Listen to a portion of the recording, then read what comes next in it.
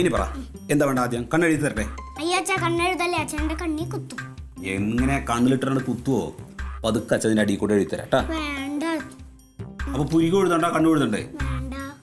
അപ്പൊ പുറപ്പെടാതെ എങ്ങനെ സ്കൂളിലേക്ക് പോണ്? ഞാൻ പുറപ്പെടാ സ്കൂളിലേക്ക് പോയി എന്താ കുഴപ്പം? കുഴപ്പമൊന്നുമില്ലേ? ഇല്ലല്ലോ. ഇതെങ്ങനെയാണ് കെട്ടേണ്ടത് എനിക്ക് അറിയില്ലട്ടാ. അമ്മ കെട്ടാറുള്ള പോലെ കെട്ട് വെച്ചു. എങ്ങനെ അമ്മ കിട്ടാന്ന് എനിക്ക് അറിയില്ല.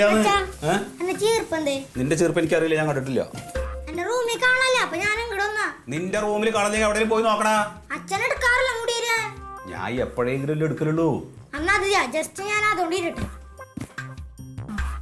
അതെ, ഇവളുടെ മുടിയിൽ കാര്യം ചെയ്താൽ ഇവിടെ അങ്ങനെ പിടിച്ച് കെട്ടി കൊടുത്താൽ മതിയോ? അമ്മ കെട്ടാറുള്ള പോലെ കെട്ടി. അമ്മ കെട്ടാൽ എങ്ങനെ എനിക്ക് അറിയില്ലാന്ന്.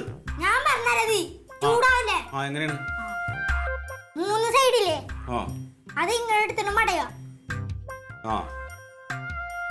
അതിനെ 3 സൈഡ് എടുത്ത് പറഞ്ഞിട്ട് എന്നിട്ട് ഇങ്ങനെ കെട്ടി കെട്ടി. എടാ പോട്ടാ, അതിന് തോന മുടി വേണ്ട, ഇത് ഇത്തിരി മുടിയല്ലേ ഉള്ളൂ. അമ്മ കെട്ടാറുണ്ടല്ലോ. ഞാൻ ചീപ്പിട്ട് തന്നേ. അതെ, ഒരു കാര്യം ചെയ്യാം.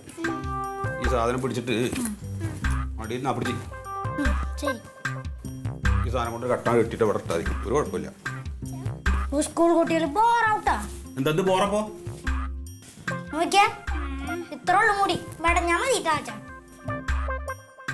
അതെ, നിനക്ക് വടയും വേണ്ട, ഒന്നും വേണ്ട, ഇത് മതി. കട്ടപൂർ കട്ട പോറായിക്കോട്ടെ, ഒരു കുഴപ്പമില്ല. നീ നിന്റെ തലക്കെ ചീവിയാ ചീവടാ നീ. നിന്റെ ആ ചപ്പറത്തല ഇനി പോയി വെട്ടിക്കോളൂ. അച്ഛനൊരു കോലുണ്ടാക്കി ഞാൻ കുത്തുവെച്ചോരൂട്ടാ.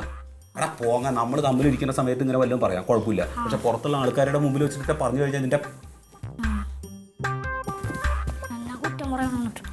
നടക്ക്. മതിയാ ചിക? ശരിയായോ? ചികണാ? അത് ശരിയായിട്ടില്ലടാ ചക്ക. ഇനി എന്താ കഴിക്കല്ലേ? ഉപ്പുമാവ് കഴിക്കല്ലേ?